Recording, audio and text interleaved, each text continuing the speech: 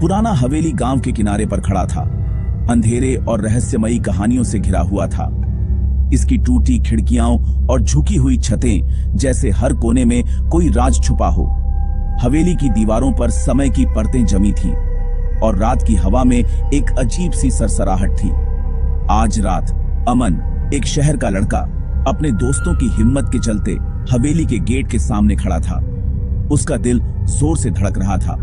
उसने अपने दोस्तों से शर्त लगाई थी कि वह 1 घंटे तक अंदर रह सकता है। उसके हाथ पसीने से भीग रहे थे और हर छोटी आवाज उसे चौंका रही थी। उसने चरमराते हुए गेट को धीरे धीरे धकेला। उसके पैरों के पास कोहरा घूम रहा था और हाथ में टॉर्च लिए वह कंपाउंड में घुस गया। हर कदम के साथ जमीन पर पत्तों की सरसराहट और जंग लगे गेट की आवाज हवेली की खामोशी को तोड़ रही थी। हवा सड़ी हुई थी, चुप्पी दम घोंट रही थी।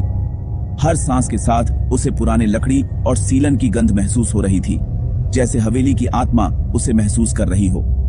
अंदर धूल और जाले हर चीज पर थे और बड़े हॉल के पोर्ट्रेट उसकी हर हरकत को देख रहे थे।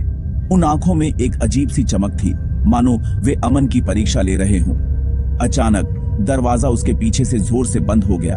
उसकी आवाज पूरे खाली घर में गूंज रही थी। अमन का दिल एक पल के लिए रुक सा गया। अमन ने डर के मारे आवाज लगाई, लेकिन केवल उसकी अपनी गूंज ने जवाब दिया। हवेली की दीवारें उसकी आवाज को निगल रही थीं। उसने अपनी टॉर्च से कमरे के कोनों को टटोला। हर परछाई में उसे किसी की मौजूदगी का एहसास हो रहा था। ऐसा लग रहा था जैसे अनदेखी आंखें उसे घूर रही हों। डेयर अब एक खेल जैसा नहीं लग रहा था। डर ने उसकी हिम्मत को जकड़ लिया था और हर पल भारी होता जा रहा था। वह अकेला था, या ऐसा ही उसे लगा। हवेली की खामोशी में हर परछाई, हर हलचल उसे और भी अकेला महसूस करा रही थी। आगे का घंटा उसके सामने फैला हुआ था, डर से भरा हुआ था। हर सेकंड जैसे एक एक साल की तरह बीत रहा था और हवेली की घड़ी की टिक टिक उसकी हिम्मत को और कमजोर कर रही थी। शैडोज के घर ने उसकी हिम्मत छीन ली थी। अमन अब समझ चुका था कि कुछ डर सिर्फ कहानियों में नहीं होते, कभी कभी वे आपके सामने सच्चाई बनकर खड़े हो जाते हैं। अमन ने ग्राउंड फ्लोर को एक्सप्लोर किया। हर कदम धूल से दब गया। ड्राइंग रूम में शीट्स से ढका फर्नीचर शांत गोस्टों जैसा लग रहा था। एक ग्रैंड पियानो कोने में खड़ा था। जैसे ही उसकी टॉर्च गुजरी, एक सिंगल नोट बजने लगा। उसने एक महिला और बच्चे का पोर्ट्रेट पाया। उनकी आंखें डरावनी रूप से जीवंत थीं।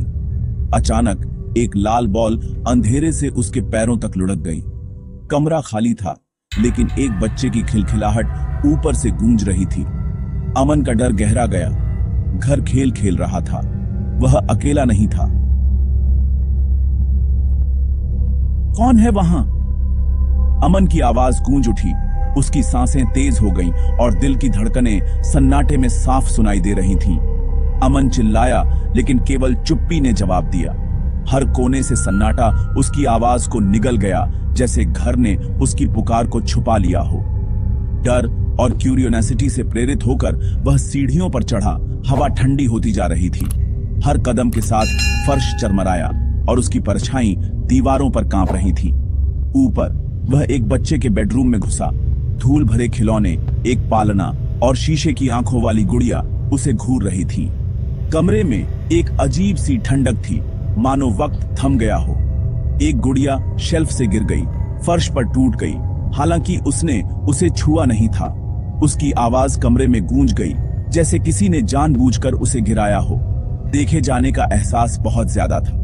अमन को लगा जैसे हर खिलौना, हर परछाई उसकी हरकतों पर नजर रख रही हो। यह कोई मजाक नहीं था। यहाँ की आत्माएं रियल थीं। हवा में एक अजीब सी सरसराहट थी, जैसे कोई उसके बहुत पास से गुजर गया हो। अमन की बहादुरी गायब हो गई। उसकी जगह डर ने ले ली। उसके हाथ कांपने लगे और पसीना ठंडी हवा में भी बहने लगा। घर के भूत उसके साथ खेल रहे थे। चीजें अपने आप हिल रही थीं और हर कोना रहस्यमय लग रहा था। उसे एहसास हुआ कि वह उनका अनचाहा मेहमान था। घर की दीवारें जैसे उसकी मौजूदगी से नाराज थीं। खेल शुरू हो चुका था और वह इनाम था। अब वह खुद को बचाने के लिए भागना चाहता था, लेकिन उसके कदम भारी हो गए थे। गुड़िया की आंखें उसे देखती हुई लग रही थीं। जैसे ही वह कमरे से भागा, उसकी पीठ पर किसी की नजरें महसूस हो रही थीं। घर फुसफुसा रहा था, कंपनी के लिए भूखा था। अमन को अब समझ आ गया था, यहां की तन्हाई सिर्फ डरावनी नहीं बल्कि जिंदा थी। अमन कॉरिडोर में लड़खड़ाया। हर कदम के साथ उसके दिल की धड़कन तेज होती जा रही थी। दीवारों पर पड़ती उसकी परछाई और गहराती रात की खामोशी माहौल को और डरावना बना रही थी। एक बच्चे की खिलखिलाहट और एक उछलती हुई बॉल की रिदमिक थंब से परेशान था। वह आवाजें कभी पास कभी दूर लगती, जैसे कोई अदृश्य खेल चल रहा हो। लाल बॉल फिर से दिखाई दी, एक अंधेरे बेडरूम में लुढ़क गई। अमन की नजरें उस बॉल पर टिक गईं, मानो वह उसे बुला रही हो। मजबूर होकर अमन पीछे पीछे गया। ठंडी हवा में उसकी सांसें धुंधली हो रही थी। हर सांस के साथ डर और बेचैनी बढ़ती जा रही थी। खामोशी एक फुसफुसाहट से टूटी। क्या तुम मेरे साथ खेलोगे? वह आवाज इतनी धीमी थी कि अमन को लगा शायद उसका वहम हो। वह घूम गया। कोई नहीं था, लेकिन एक ठंडी प्रेजेंस बनी हुई थी। कमरे की हवा भारी और बोझिल हो गई थी। मम्मी कहती हैं हमें एक नया दोस्त चाहिए। आवाज जारी रही, अब डरावनी और पॉजिटिव। अमन को महसूस हुआ कि वह अकेला नहीं है। अमन का डर बढ़ गया। वह अब आगंतुक नहीं बल्कि एक टारगेट था। उसकी हर हरकत पर किसी की नजर थी। खेलने वाला खेल सिनिस्टर हो गया था। मासूमियत की जगह अब खतरे ने ले ली थी। घर चाहता था कि वह रुके। दीवारों के पीछे छुपा रहस्य उसे अपनी ओर खींच रहा था। उसे एहसास हुआ कि बच निकलना इम्पॉसिबल हो सकता है। हर रास्ता बंद, हर खिड़की जाली से ढकी थी। अंधेरा अंदर दब गया, दम घोंट रहा था। जैसे जैसे सन्नाटा गहराता गया, अमन की उम्मीदें भी डूबने लगी। बच्चे का खेल जानलेवा था। अब यह सिर्फ एक खेल नहीं बल्कि एक खतरनाक जाल बन चुका था, जिसमें फंसना तय था। पैनिक हावी हो गया। अमन भागा। क्रूर हंसी और दुख भरी रोने की आवाजों से पीछा किया गया। सामने का दरवाजा बंद था, उसे अंदर फंसा रहा था। उसकी टॉर्च बुझ गई, उसे अंधेरे में डुबो दिया, जैसे फुसफुसाहट उसके चारों ओर घूम रही थी। उन्होंने हमें चोट पहुंचाई, उन्होंने हमारा घर जला दिया। एक ठंडी स्पर्श ने उसे एक हल्की रोशनी की ओर धकेल दिया। एक छिपी हुई मेहराब जो बेसमेंट की ओर जाती थी। महिला की रोने की आवाज नीचे से आ रही थी। कहीं और जाने के लिए न होने के कारण अमन गहराई में उतर गया। घर के राज अंधेरे में इंतजार कर रहे थे। बेसमेंट में राख और पुराने खून की बदबू आ रही थी। मलबे के बीच अमन को एक जली हुई गुड़िया और एक लेदर बाउंड डायरी मिली। डायरी की पहली एंट्री अपनी बेटी मीरा के लिए एक मां के प्यार से भरी हुई थी, लेकिन हवा त्रासदी से भरी हुई थी। जैसे ही अमन ने पढ़ा, रोना फीका पड़ गया। उसकी जगह एक तनावपूर्ण चुप्पी ने ले ली। डायरी के पन्नों ने खुशी से हॉरर में बदलने वाली कहानी का वादा किया। घर का दर्द हर शब्द में लिखा था। अमन ने सच्चाई के लिए खुद को तैयार किया। डायरी ने रजनी के मीरा के साथ जीवन का खुलासा किया। गांव वालों के शक से ढके हुए खुशी के दिन। जादू टोना का आरोप लगने पर रजनी एक टारगेट बन गई। मीरा के लिए डरते हुए उसने अपनी बेटी को छिपा दिया।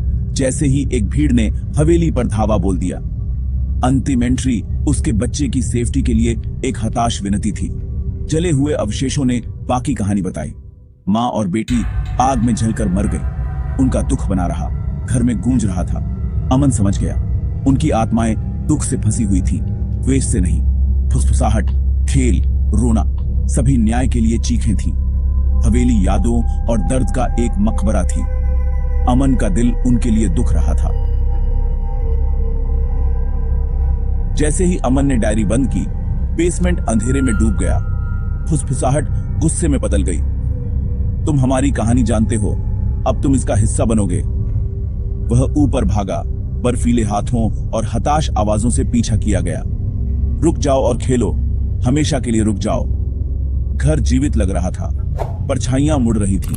पोर्ट्रेट दर्द में तड़प रहे थे। अमन ने एक खिड़की तोड़ी। भागने के लिए बेताब था, लेकिन एक स्पेक्ट्रल महिला राजनी ने उसका रास्ता रोक लिया। उसकी आंखें दुख और क्रोध से जल रही थी। हवेली उसे जाने नहीं दे रही थी। परछाइयां अंदर आ गईं, दम घुट रही थीं। अमन को एहसास हुआ कि वह फंसा हुआ था, ठीक उनकी तरह। शैडोज के घर को एक नई आत्मा की जरूरत थी। अमन जम गया। जैसे ही रजनी और मीरा के भूत दिखाई दिए, उनका दुख भारी पड़ रहा था। उसने खुद को फीका पड़ते हुए महसूस किया। उसका शरीर गोस्टियां हो रहा था। उसका डर घर की याद को खिला रहा था। रजनी ने फुसफुसाया, तुम हमें याद रखने में मदद करोगे। अमन की पहचान घुल गई। वह धूल में एक और फुसफुसाहट बन गया। महीनों बाद गांव वालों ने हवेली की खिड़की में 3 आकृतियों के बारे में बात की। एक महिला, एक लड़की और एक युवा आदमी डर के मुखौटे के साथ। किंवदंती बढ़ी, मिडनाइट प्रिजनर शैडोज के घर में शामिल हो गया था। हवेली अपने अगले आगंतुक का इंतजार कर रही थी। दुख का चक्र जारी रहा।